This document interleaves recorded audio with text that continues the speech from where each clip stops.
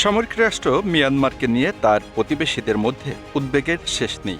নতুন করে যুক্ত হয়েছে পারমাণবিক বোমা তৈরির উপাদান ইউরেনিয়াম বেচাকেনার খবরে।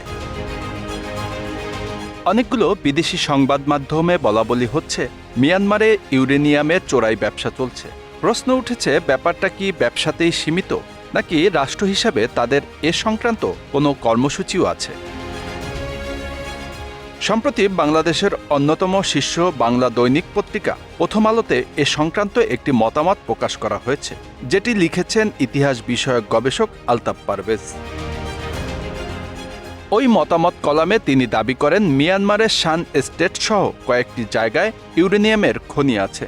এ ধরনের একটি খবর বেশ আগে থেকেই প্রচারিত রয়েছে। দেশটিতে যেহেতু স্বর্ণের খনি রয়েছে, তাই সেসব স্বর্ণখনির উপজাত হিসাবেও ইউরেনিয়াম পায় তারা।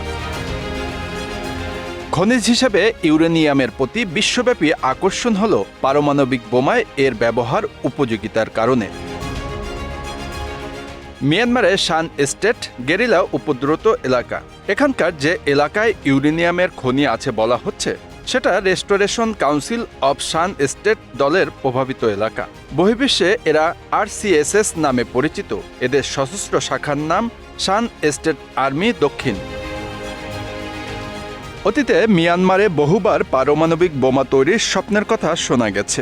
মিয়ানমারের সশস্ত্র বাহিনী তাতমাদো এর অ্যাটমিক ইউনিট বলে একটি বিভাগও ছিল একসময়। পাশাপাশি এ কাজে উত্তর কোরিয়া ও রাশিয়ার সহযোগিতার কথাও শোনা যায়। তবে দেশটির এরকম কর্মসূচির বিশ্বাসযোগ্যতা নিয়ে প্রশ্ন ছিল বরাবরই। তাছাড়া 2016 সালে অং সান সুচির আমলে পারমাণবিক বোমার পরীক্ষা বন্ধে আন্তর্জাতিক এক উদ্যোগেও সামিল হয় মিয়ানমার। আবার বৈশ্বিক বর্জনের মুখে 2022 সালের অক্টোবরে রাশিয়া মিয়ানমারে শান্তিপূর্ণ প্রয়োজনে একটা পারমাণবিক বিদ্যুৎ কেন্দ্র করারও ঘোষণা দেয়। সম্প্রতি যেসব বার্মা সেনা কর্মকর্তা মস্কোতে প্রশিক্ষণে গিয়েছেন, তাদের কেউ কেউ এ প্রযুক্তি নিয়ে লেখাপড়া করছেন বলেও সংবাদ আছে। এরকম পটভূমিতে ইউরেনিয়াম বেচাকেনার সাম্প্রতিক খবর চারদিকে বাড়তি উদ্বেগ ছড়িয়েছে।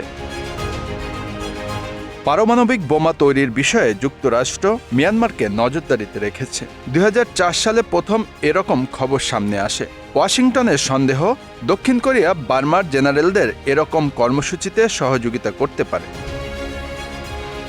2008 নভেম্বরে জেনারেল সুয়েমানের নেতৃত্বে মিয়ানমার সশস্ত্র বাহিনী বা তাতমাদোর 17 সদস্যের একটি দল পিয়ংইয়ং ও মায়ঙ্গ সফরে গেলে ওই সন্দেহ আরও বাড়ে। সেসব এলাকার পর্বতের নিচে উত্তর কোরিয়া তাদের পারমাণবিক যুদ্ধ অস্ত্রের ভাণ্ডার জমা রেখেছে বলে প্রচার রয়েছে। 2010-এ প্রথম তাতমাদোর একজন জেনারেল স্বীকার করেন, উত্তর কোরিয়া থেকে তারা এই প্রযুক্তি পাওয়ার চেষ্টা করছেন। তবে মিয়ানমার সরকার এক বিবৃতিতে জানিয়েছেন, তাদের পারমাণবিক বোমা তৈরির ইচ্ছা নেই। তবে শান্তিপূর্ণ প্রয়োজনে এই প্রযুক্তির উন্নয়ন সাধনের অধিকার অবশ্যই আছে। এই বিবৃতির পরেও এ বিষয়ে সন্দেহ কমেনি আন্তর্জাতিক মহলে। Bangla affairs news desk.